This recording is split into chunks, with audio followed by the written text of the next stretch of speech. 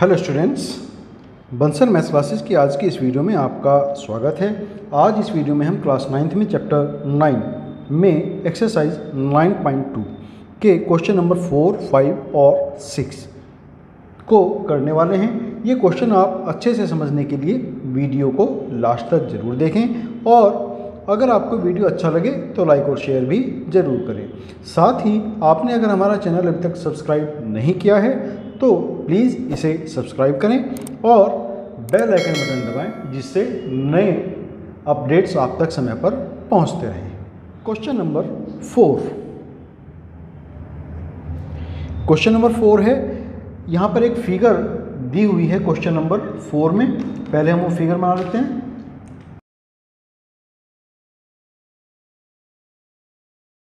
यहाँ पर हमें जो प्रूव करना है, दो चीज़ प्रूव करनी है। फर्स्ट कि area of triangle A P B means ये वाला जो ट्राइंगल है इक्वल प्लस है area of triangle P C D.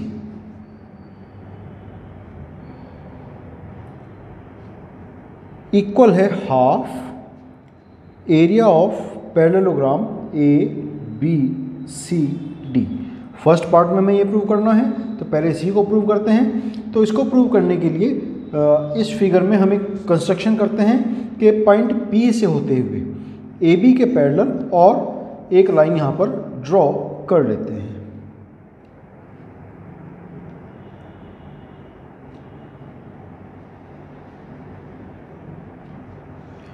ये हमने एक लाइन यहाँ पर ड्रॉ की और सपोज इसका नाम है ई एफ। तो लिखेंगे इसमें draw a line segment E F parallel to A B. तो यहाँ पर हम चूँकि हमें पता है कि ए बी सी डी एक पैरेललोग्राम है, समांतर चतुर्भुज है, इसलिए ए बी समांतर है सी डी के और ए बी के ही पैरेलल हमने ई एफ खींची है, तो ये भी इनके पैरेलल होगी। तो अब हम यहाँ पर लेंगे पैरेललोग्राम ए बी एफ ई।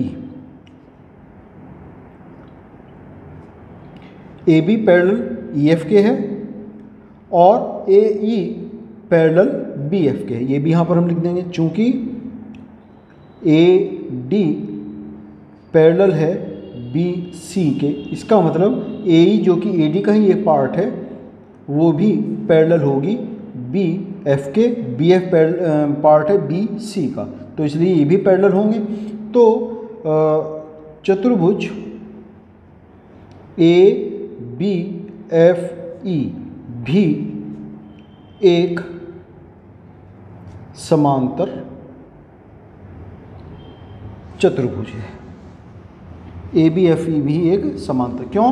क्योंकि ए बी पैरेलल है ई एफ के बाय कंस्ट्रक्शन और ए ई और बी एफ को हमने यहाँ पर पैरेलल यहाँ पर हमने इनको प्रूव किया है, तो ये भी एक समांतर चतुर्भुज होगा। अब चतुर्भुज समांतर चतुर्भुज ए बी एफ ई व त्रिभुज ए बी पी में दोनों एक ही आधार ए बी और एक ही समांतर रेखाओं ए बी समांतर ई एफ के मध्य स्थित है। इसलिए area of triangle A B P equal होगा half area of parallelogram A B F E के। इसको कहा हमने इक्वेशन नंबर 1। अब चतुर्भुज ई एफ सी डी की बात करेंगे। चतुर्भुज ई एफ सी डी में चूँकि ई एफ पैरेलल है सी डी के और ई डी पैरेलल है एफ सी के। क्यों? क्योंकि ए डी पैरेलल है बी सी के, तो ई डी जो कि ए डी का ही पार्ट है और एफ सी जो कि बी सी का ही एक पार्ट है, तो ये दोनों भी आपस में पैरेलल होंगे, इसलिए हमने कहा E D parallel F C. इसलिए ई एफ सी डी एक समांतर चतुर्भुज है। तो समांतर चतुर्भुज ई एफ सी डी और त्रिभुज पी सी डी में ये दोनों एक ही आधार सी डी और समांतर रेखाओं ई एफ समांतर सी डी के मध्य स्थित है। इसलिए area of triangle P C D equal होगा half area of parallelogram E F C D के। ये हुई इक्वेशन नंबर 2। इक्वेशन नंबर 1 और इक्वेशन नंबर 2 को जोड़ेंगे। समीकरण 1 व समीकरण 2 को जोड़ने पर by adding equation number 1 and equation number 2, तो area of triangle A B P plus area of triangle P C D equal होगा half area of parallelogram A B F E plus half area of parallelogram E F C D. तो area of triangle A B C A B P plus area of triangle P C D equal होगा half, common हो जाएगा दोनों में, और area of parallelogram A B F E plus area of parallelogram E F C D, ये दोनों मिलकर के ए बी एफ ई और ई एफ सी डी मिलकर के बन जाते हैं A B C D. Complete parallelogram A B C D equal half area of parallelogram A B C D, hence prove. ये हुआ हमारा first part prove. Second part question number 4 का ही second part, जहाँ पर हमें प्रूव करना है area of A P D plus area of P B C equal है area of A P B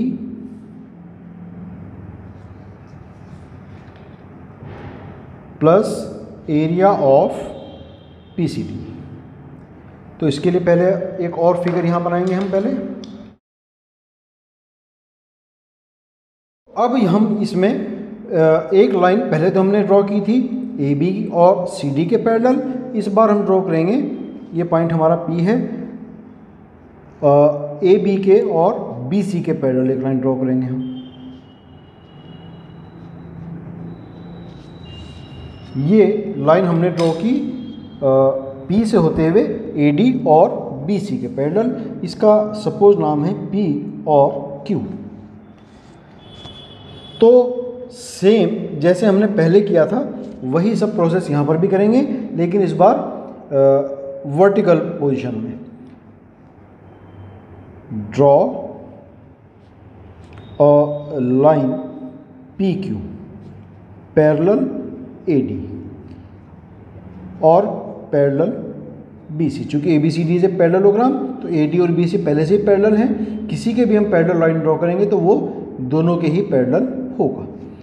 तो चतुर्भुज ए पी क्यू डी में A D parallel P Q है और A P parallel D Q है। ये क्यों पैरेलल है? क्योंकि ए बी सी डी के पैरेलल है और ए पी ए बी का पार्ट है और डी क्यू डी सी का पार्ट है, तो इसलिए ये दोनों भी आपस में पैरेलल होंगे। इसलिए ए पी क्यू डी एक समांतर चतुर्भुज है और समांतर चतुर्भुज ए पी क्यू डी व त्रिभुज ए पी डी दोनों ही एक ही आधार AD, दोनों का बेस एक है AD और दोनों AD और PQ सेम पैरेलल लाइंस के बीच में स्थित है। वे एक ही समांतर रेखाओं AD व PQ के मध्य स्थित है। इसलिए area of triangle A P D equal होगा half area of A P Q D के। सिमिलरली हम कह सकते हैं कि P B C, area of P B C equal होगा half area of P B C Q. इसको equation 3 कहें और इसको हम इक्वेशन नंबर 4 कहें। तो adding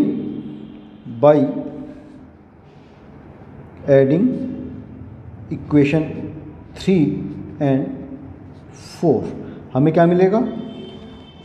area of triangle A P D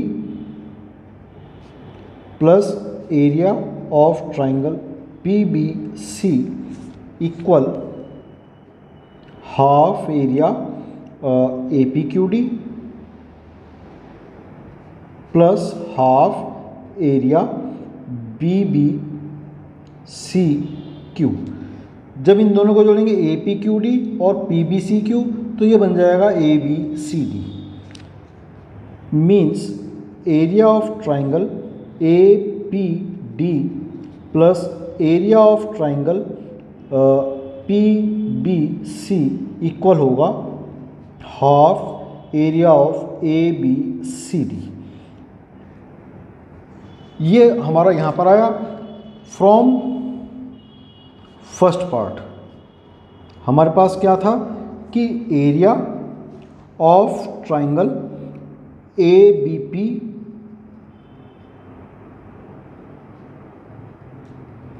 plus area of triangle P C D ये equal था half area A B C D.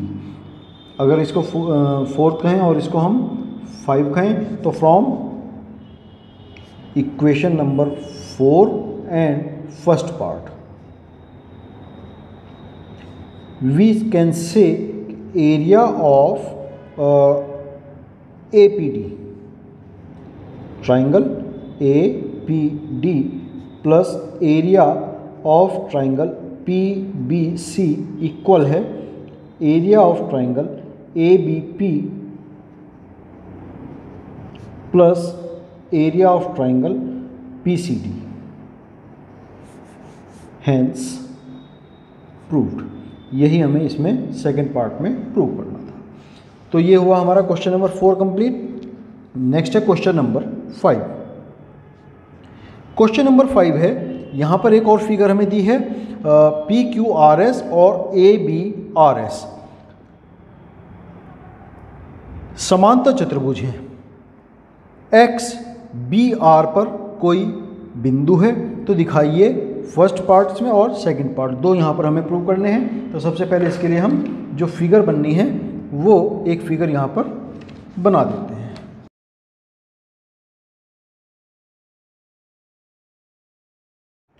ये इसके लिए फिगर है PQRS एक पैरेललोग्राम है, ABRS दूसरा पैरेललोग्राम है, BR के ऊपर एक पॉइंट है X जिसको A और S से मिला करके एक ट्राइंगल यहाँ बनाया गया है।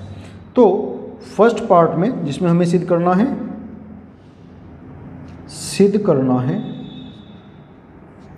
क्या सिद्ध करना है कि एरिया ऑफ PQRS इक्वल है एरिया ऑफ ABRS, ये हमें इसमें सिद्ध करना है। तो चूंकि PQRS और ABRS दोनों समांतर चतुर्भुज, एक ही आधार RS या SR कुछ भी कह सकते हैं और एक ही समांतर रेखाओं PB समांतर RS के मध्य स्थित है।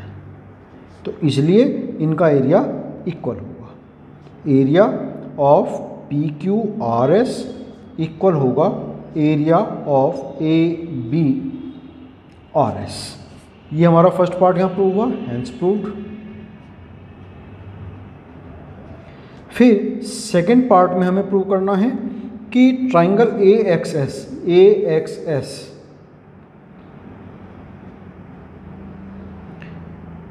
Area of triangle AXS equal है हाफ एरिया ऑफ PQRS।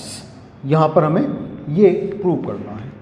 तो सबसे पहले समांतर चतुर्भुज ABRS और त्रिभुज AXS दोनों ही एक ही आधार AS, दोनों का आधार एक है, AXS भी इसी पर है और ABRS भी इसी पर है। एक ही आधार AS तथा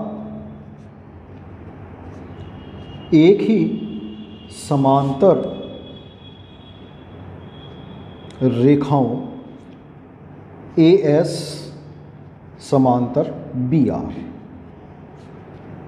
के मध्य स्थित है। इसलिए area of triangle AXS equal होगा half area of parallelogram ABRS और एरिया ऑफ ABRS इक्वल है एरिया ऑफ PQRS। इसलिए area of triangle AXS equal होगा हाफ ABRS की जगह हम लिख सकते हैं PQRS। तो ये यहाँ पर सेकंड पार्ट हमारा इसका प्रूव, हैंस प्रूव्ड। तो ये क्वेश्चन नंबर 5 कंप्लीट हुआ। नेक्स्ट है क्वेश्चन नंबर 6। एक किसान के पास एक समांतर चतुर्भुज PQRS के रूप का एक खेत है। उसने RS पर स्थित कोई बिंदु A लिया, उसे P और Q से मिला दिया। खेत कितने भागों में विभाजित हो गया है? इन भागों के आकार क्या हैं? वह किसान खेत में गेहूं और दाल बराबर बराबर भागों में अलग अलग बोना चाहता है, वह ऐसा कैसे करे? तो इसके लिए पहले हम एक फिगर बना देते हैं खेत की जो है PQRS।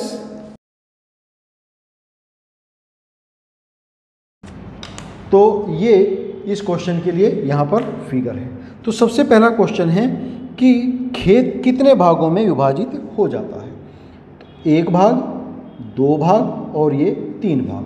तो पहले क्वेश्चन का आंसर हो गया कि खेत 3 भागों में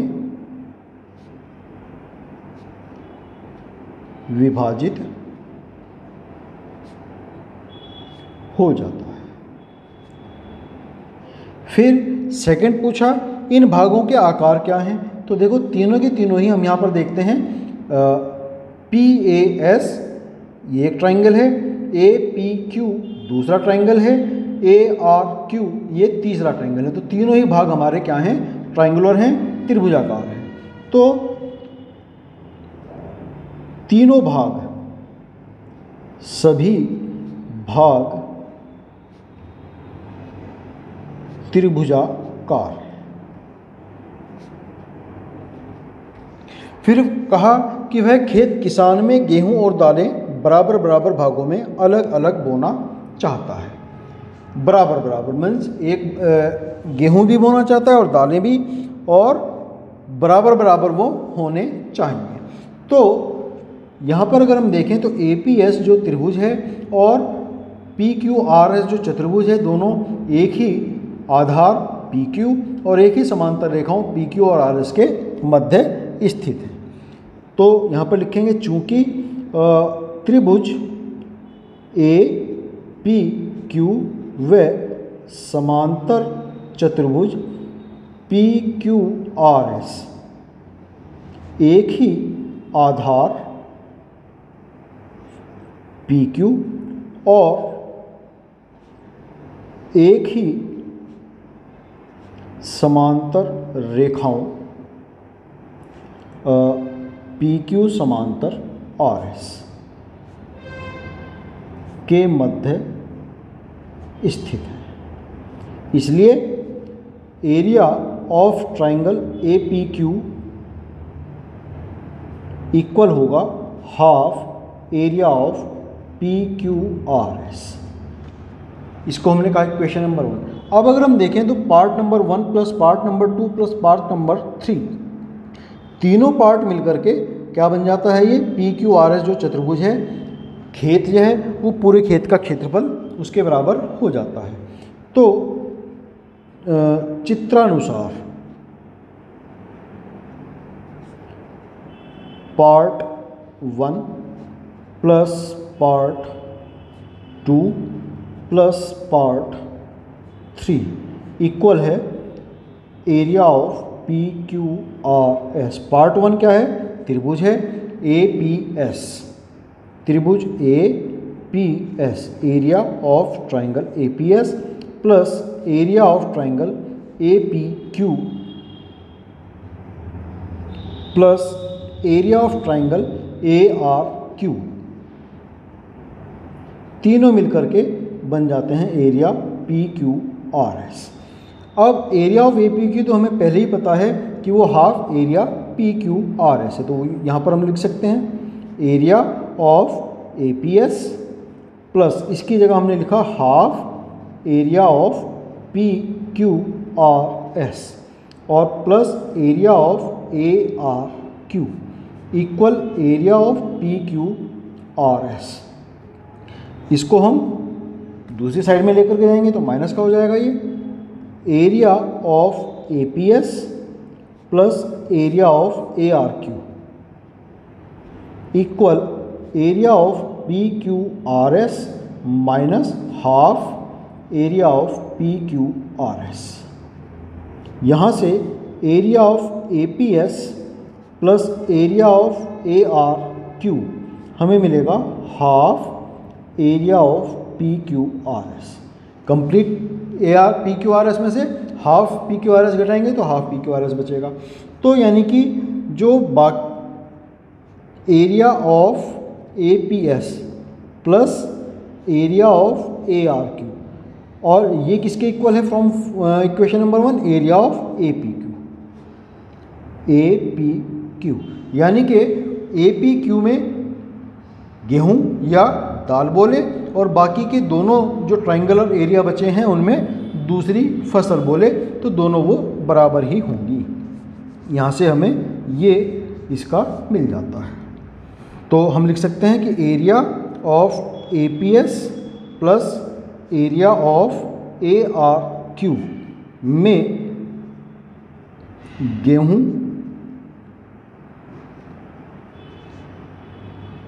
बोया जा सकता है और एरिया ऑफ APQ में दाल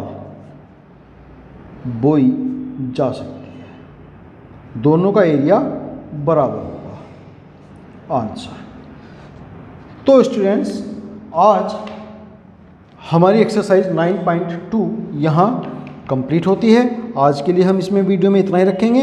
नेक्स्ट वीडियो में हम थ्योरम 9.2 प्रूव करेंगे और उसके बेस्ड कुछ क्वेश्चन यहाँ पर एक्सरसाइज 9.3 के करेंगे। तो आप इन सबको समझने के लिए हमारे नेक्स्ट वीडियो को देखना ना भूलें। तब तक के लिए आपको शुभकामनाएं और आपका बहुत धन्यवाद।